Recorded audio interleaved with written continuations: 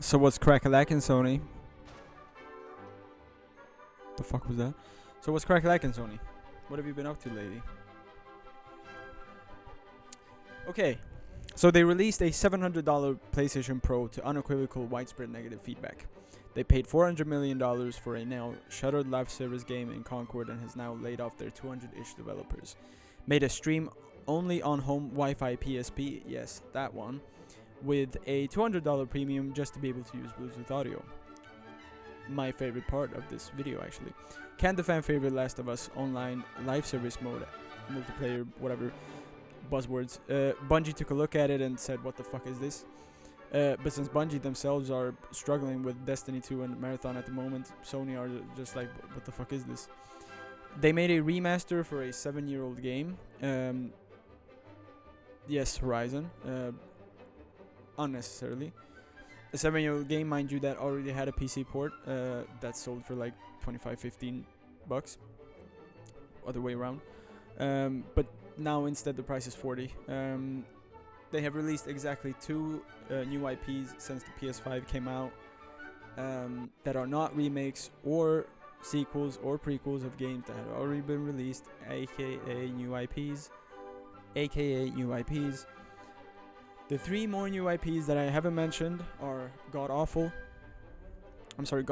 or whatever, Forspoken, and Destruction All Stars. So not exactly console sellers. But you know what? Let's get into the meat of this video. What has been going on with the gaming industry lately? I talked about this in my last video, link in the description. Xbox is down bad, and that's all I can say. Nintendo is suing everyone that's playing their games, whether it is on their Nintendo Switch or whatever, or if it's on a PC or it's on a Steam Deck or it's on a whatever. And Sony is fumbling in the dark recently, just like me when I'm going to the bathroom for the 5th time in one more sleepless night. So what did Firewalk do wrong with Concord? Many reviewers and publications that I saw at the at the release of the game said that there was enough meat on the bones. This could have been a free-to-play game. Some people felt like there was enough there. Sony didn't, so they canned it 2 weeks after launch. But the biggest mistake that they made was the pricing model. $40 for a live service mode that really isn't better than 4 to 6 other live service modes or live service games. See Valorant, Apex, Overwatch, shooters overall. And that was their problem. There wasn't enough good cosmetics, there wasn't enough good progression, there wasn't enough good rewards. In my opinion, it looked good. Like, I liked what I saw when it launched. I liked the... Why am I doing the presidential election candidates? But I watched some Concord content when it came out, and I felt like I liked the characters, I liked the vibe of the game, I liked the gameplay loop, and I thought the art style was fantastic. Honestly, I was not surprised when I heard it shut down, and unfortunately for Firewalk and their developers, they are sadly now out of jobs, and I wish them the best of luck. They were made up of Bungie and Activision veterans when they were created in 2018, and I just hope that they get out there and make games again soon. I gotta take this shit off, dog. Jesus Christ. I need a haircut, dog. Like now. But what has PlayStation been planning to release? As of today, they have 6 to 7 confirmed games for 2025 and beyond. Some of those include Insomniac's Wolverine, for example, that was recently leaked online, unfortunately. They have to get their fucking security together, because this is not the fucking first time this happens. Like, I don't understand. Whatever. Another one is Fair Games, a payday-like heist shooter. That's also a live service, because Sony just saw live service and they were like, ugh, like they were horny or something. What was my point? So yeah, Fair Games, that's a payday-like heist shooter, and after Concord's disastrous launch, I feel like they are also doomed if they don't cultivate a player base from the get-go. And of course, the next one is Marathon, that I'm gonna talk about personally, because That's one I'm very excited about. But according to Jason Schreier, it's not looking good, bruv. It's not looking good. He said this on the FPS podcast, not word for word, of course, but he was also seemingly questioning the viability of an extraction shooter like Marathon without a PvE attached for Destiny players that are so in love with what Bungie has done with that, and also the fact that it may not even come out in 2025 and we have to wait until 2026. They recently changed some creative directors at the top at Marathon, and it isn't really working as it should be, and it looks like they're a bad bet, sadly. But to distract from all the negativity I'm spewing in this video, Helldivers 2 is the biggest, the largest. It practically broke the internet. Shout out to Arrowhead, Swedish developers. Tack och hej leverpastej.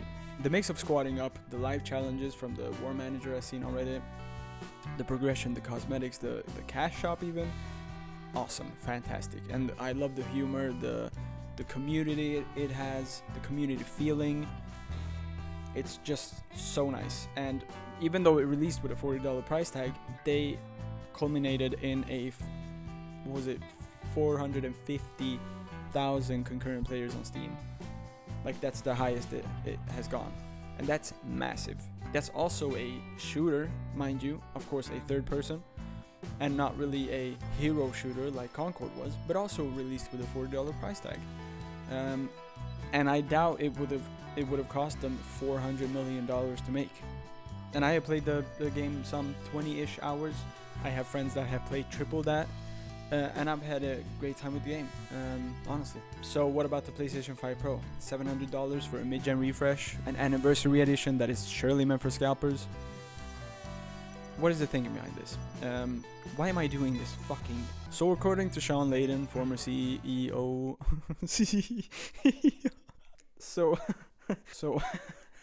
So according to Sean Layden, former CEO of SIE, also known as Sony Interactive Entertainment, he spoke to Ralph from Skill Up on his podcast, that the ethos of PlayStation is to make the pie bigger for both third-party and first-party games, not to make it smaller. In that sense, making as many consoles as possible is the viable option, but also because the technology has plateaued, maybe the backlash that we saw is just that. The technology has plateaued. Like the increase from PS4 to PS5 wasn't as big as maybe PS2 to PS3. It wasn't. So a mid-gen refresh of the PS5 is going to be an even smaller increase in performance.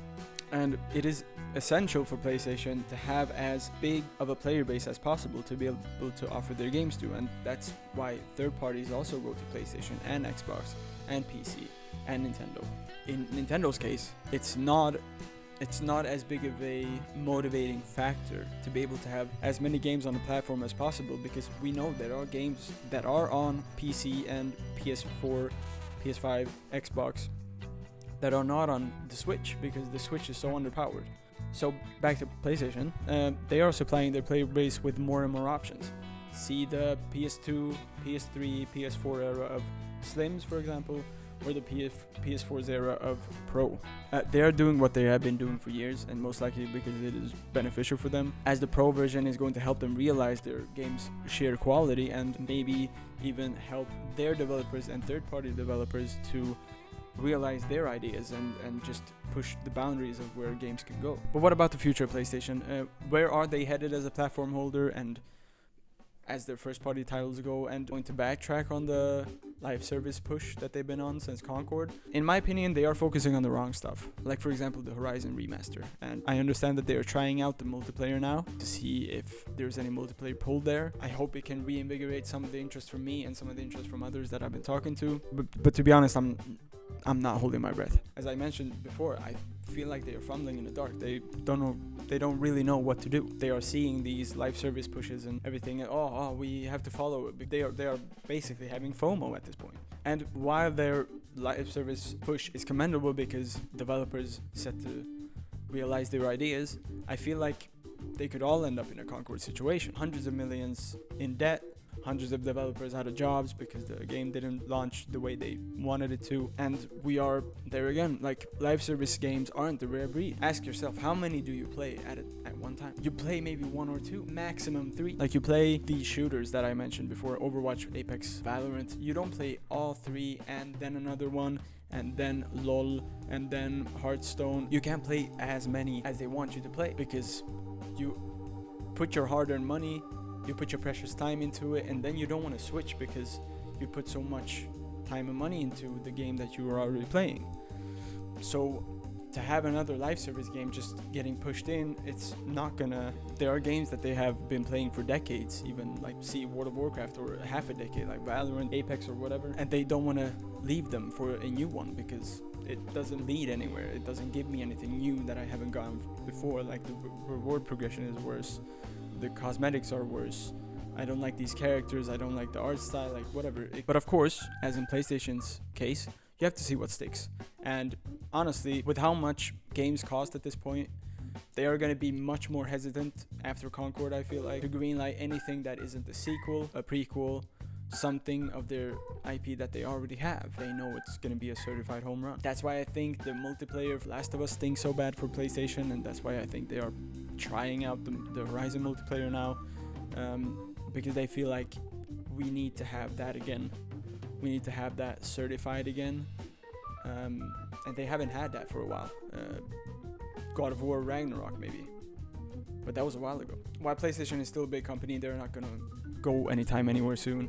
I feel like they are just doing what they have been doing. They are gonna settle for certified home runs, as I said, sequels, prequels, like a Last of Us or a Horizon Zero Dawn or a Ghost of Tsushima or a God of War, until one of those comes along again. And they know that they are going to be able to make them because they have the studios, they have done it before, and I don't think they're going to forget anytime soon. That is it from me for PlayStation. I hope you liked this video. Leave a link down below, leave a comment down below, like, share, subscribe, I don't know, whatever. I'm going to go play Metaphor now. Hopefully it's a good game. I've only heard good stuff, so see you in the next one. Peace.